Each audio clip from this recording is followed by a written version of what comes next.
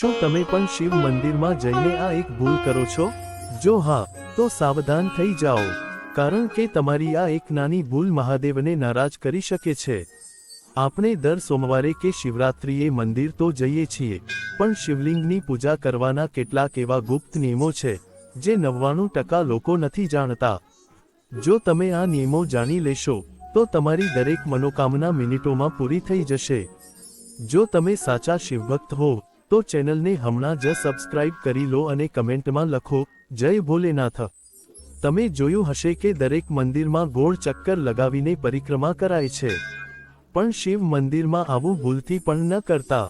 શિવલિંગની ઉર્જા એટલી શક્તિશાળી હોય છે કે જ્યાંથી પવિત્ર જળ વહે છે, જેને નિર્મલી કહેવાય છે, તેને ઓળંગવાથી શરીરમાં નકારાત્મક અસર થઈ શકે છે. એટલે હંમેશા અડધી પરિક્રમા કરીને જ પાછા વળી જાઓ. લોકો ગમે ત્યારે મંદિરે જઈને જળ ચડાવી દે છે, પણ શાસ્ત્રો કહે છે કે જલાભિષેક કરવાનો સર્વોત્તમ સમય સવારનો છે. અને હા, ક્યારેય પૂર્વ દિશા તરફ મોઢું રાખીને જળ ન ચડાવો, કારણ કે તે ભગવાન શિવની પીઠનો ભાગ ગણાય છે. હંમેશા ઉત્તર દિશા તરફ મુખ રાખીને ઊભા રહો. ધ્યાનથી સાંભળો, ભગવાન શિવ વૈરાગી છે, એટલે તેમની પૂજામાં કંકુ, હળદર, તુલસી અને કેતકીના ફૂલનો ઉપયોગ વર્જિત છે. જો તમે આ વસ્તુઓ ચડાવો છો તો તમને પૂજાનું કોઈ ફળ મળતું નથી. મહાદેવને માત્ર એક લોટો શુદ્ધ જળ અને સાફ બિલીપત્ર જ કાફી છે. મંદિરમાં જઈને સીધા નંદીના કાનમાં મનની વાત ન બોલો.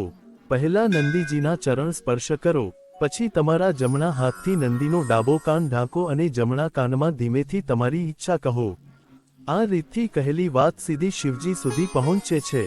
દર્શન કરીને સીધા ઘરે ભાગવાની ભૂલ ક્યારેય ન કરો. શિવપુરાણ અનુસાર દર્શન કર્યા પછી મંદિરના ઓટલા પર ઓછામાં ઓછી 2 મિનિટ બેસવું જ જોઈએ. આનાથી મંદિરની દિવ્ય ઉર્જા તમારા આભામંડળ ઓરમાં પ્રવેશે છે અને તમારો તણાવ દૂર થાય છે.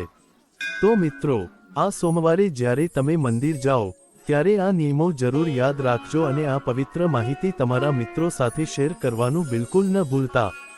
વિડિયો ગમ્યો હોય તો લાઈક કરો અને આવી જ અદ્ભુત વાતો જાણવા માટે અમારી ચેનલને હમણાં જ સબસ્ક્રાઇબ કરો. મળીએ આગલા રોમાંચક વિડિયોમાં, ત્યાં સુધી બોલતા રહો. હર હર મહાદેવ.